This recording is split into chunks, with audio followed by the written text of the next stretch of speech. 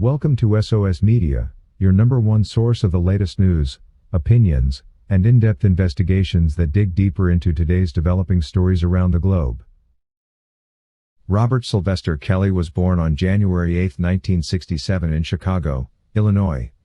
R. Kelly, as he is commonly known, is an American singer, songwriter and record producer. R. Kelly has released 12 studio albums and 3 collaboration albums. He has been nominated for 24 Grammy Awards, from which he has been able to impressively win 3. He is also known for the hit songs Ignition, I Believe I Can Fly, and the Trapped in the Closet series of songs. He sold more albums than any other male R&B music artist in the 1990s. R. Kelly produced Aaliyah's 1994 first album Age Ain't Nothing But a Number. In 1996, R. Kelly was nominated for a Grammy Award for writing Michael Jackson's song You Are Not Alone. Sometimes one cannot fail to wonder as to why R. Kelly cases have been handled the way they have, not only with an unacceptable margin of error both in legal interpretations of the current laws and statutes of the land, but also the daylight bias portrayed during both his New York and Chicago trials. We know that R. Kelly is a man of status who seems to have been a victim of a deep-rooted conspiracy, willing to do whatever it takes to make sure that this man's finances are siphoned from his huge accounts and his life turned upside down forever. From the accusations to the trials and judgments, all seems not to be right. Judge Ann Donnelly demonstrated impermissible bias when she openly said that she had her mind made up when sentencing R. Kelly. This unfortunate statement led to people questioning as to whether the trial court statements to defendant R. Kelly, claiming that he looked like a criminal and thus needed to prove his innocence, demonstrated impermissible bias requiring reversal. We can definitely say yes, but one keeps wondering as to why the judge did not find her actions strange. It kind of brings an impression that R. Kelly was sentenced even before he was convicted. We have also all along come to learn that most of the witnesses in R. Kelly's trial were subsequently found to have lied to the jury. Most of this drama came out when the then witnesses eventually got misunderstandings with each other. Some of the witnesses were being coerced by the state to actually come to court and testify against R. Kelly. Others were very sure that at the end of it all, they would walk home with huge restitution packages. Now, let's just look at one of the key witnesses, Stephanie, and how she fits in the conspiracy jig puzzle. Stephanie Lugo, who is one of R. Kelly's key accusers, is allegedly a niece to Ricardo Lugo, who worked in Kim Foxx's office, while his wife Star Jones is a TV personality that once worked in the district attorney's office in Brooklyn. Jones rose to fame as an original co-host of The View. She was on the show from 1997 to 2006. Ricardo Lugo is an administrative law judge and attorney licensed in Illinois and Wisconsin. As a civil attorney, he represented clients from every economic stratum. As a criminal litigator, he successfully fought to keep fathers from serving jail time in child support arrearage cases and has won numerous jury trials in both juvenile and adult court. As a former deputy general counsel, chief investigator and chief deputy clerk of the Cook County Clerk of Court, he managed and supervised over 50 employees consisting of investigators that were Chicago police officers and Illinois state police officers. Stephanie was actually promised money in order to pin R. Kelly. She was initially supposed to get around $20,000 in restitution, but this was later and surprisingly revised by the government to $78,981, which is almost 4 times the initial amount. There is also great doubt as to why the government could calculate the other accusers' due amounts but not Stephanie's. It is also on record that half of the witnesses did not get any restitution money because Judge Leinenweber made it categorically clear that there was no threat nor coercion when they were getting involved with R. Kelly, but rather made their own personal choices. One would also be absolutely right to say that the trial court erred when it prohibited the defense counsel, Jennifer Bonjean, by arguing during her closing that a witness had been motivated to lie based on the promise that she wouldn't be charged.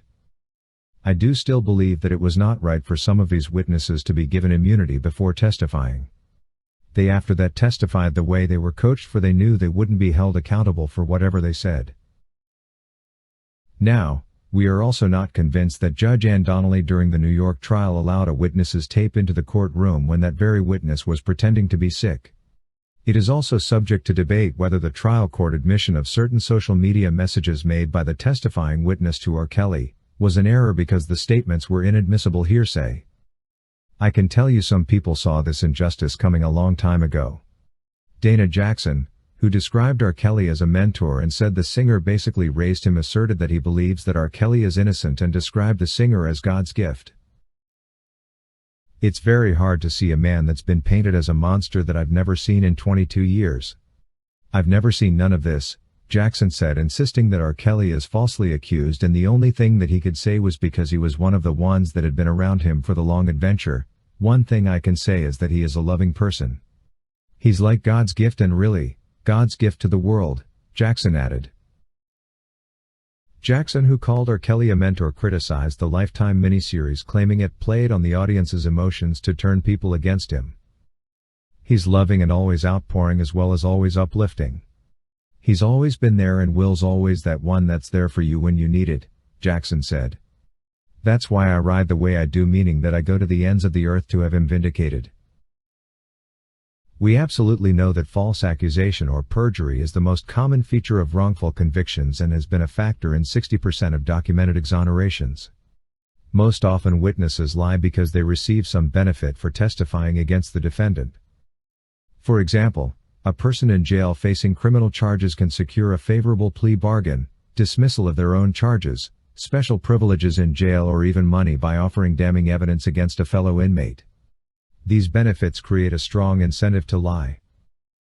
Still again, in many wrongful convictions, defendants are not given key information related to the credibility of the incentivized witnesses who testify against them, including the exact benefits received, the witness's history of cooperating in other cases, and the witness's criminal history.